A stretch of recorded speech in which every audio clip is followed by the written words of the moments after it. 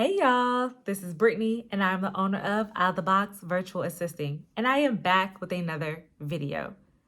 Previously, you all heard me talk about the great things about being an entrepreneur.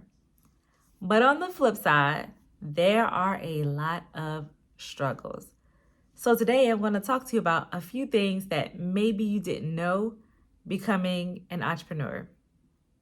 One thing is the hours that you work. There will be times where you may work some really crazy hours.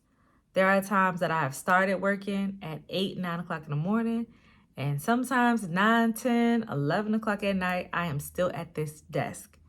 Yes, that has happened. Now, of course, I'm not working completely straight through. I might have to go and leave and pick my child up from school or take my dog out.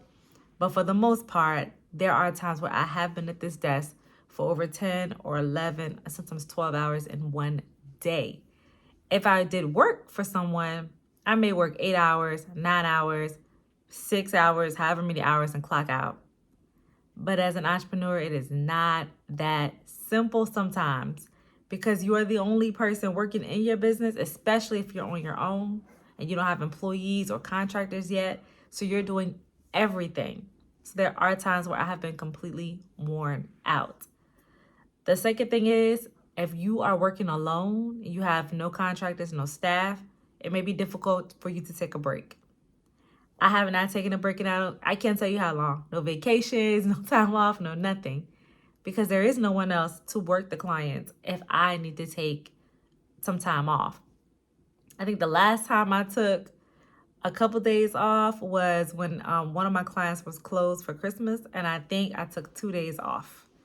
So in the past 2 years, I think I've had 2 days, and then in 2021, I had got COVID, and so my business was closed for I think like 4 days when I was out with COVID, um, which is not really like a vacation because I was sick. Another difficult thing that people don't talk about is it's hard to turn your business off when it comes to out of your mind. There'll be times where I am off and I'm upstairs, I'm relaxing, and guess what I think about? Did I email that person? Did I send them that invoice? Did I finish that task? Did I respond to that Slack message? Did I? Did I? Oh, I forgot. I forgot. I didn't do. That happens a lot because I know that if I drop the ball, that could potentially mean me losing a client. Now, granted, um, me personally, I don't believe that the clients is my source, no. But do they pay me? Yes. And of course, I don't want to make them that upset that they let me go because I might have forgotten something. So in your mind, there's always a thought of, did I forget? Did I remember? And there's times where I literally will come down here, jump on this computer, and come to find out I was perfectly fine because I had already did it, but I forgot. Or I'm on my phone. I have a business phone. I'm on my business phone checking something just to find out I had already did it. But in my mind, I'm panicking. Those are things you don't think about when you're self-employed. You don't think about the fact of not having health insurance, needing to set aside money for a 401k so that you can retire. You don't think about any of those things. And don't get me started on trying to buy a house. Y'all, the amount of pushback that I've been getting with even trying to start the process of buying a home because I'm self-employed, those are things you have to think about. Please make sure y'all don't write off too much money because that will impact you when you try to buy a house and you are self-employed. You have to think about taxes because at first, believe it or not, your employer actually pays a part of your taxes and you are paying the rest. But as a self-employed person, I'm responsible for all of my taxes myself. There's expenses. If my computer messes up, there is no tech support. Guess who's tech support? Me. So I'm Googling, why is my computer doing this? What is going with that? Thank God it hasn't messed, my computer system have not messed up a lot, thankfully. So I got a really good deal on Amazon on this used computer.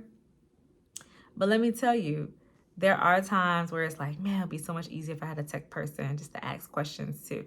Now, granted, one day I will be able to do that, but right now I can't do that. So those are a few negatives that you may not think about. You may think being self-employed means you can just do whatever you want. And trust me, you can. And trust me, that's great. But the flip side of that is that you have to work very hard at times. Very hard. I work harder now being self-employed than I ever did as an employee. Because when I used to clock out as an employee, you think I thought about that job when I was out? No. Whatever happened at that job, I would put that stuff on the shelf and I was out. But as an employee, as being self-employed, my business tends to invade my thoughts at times. And I have to try to grab it, move that out the way, because I don't want to keep rehearsing my business when I'm supposed to be off. So if you're self-employed, how do you feel about what I've said? Do you agree? Have you experienced that? And if you're thinking about being self-employed, have you ever heard anybody ever talk about any of this?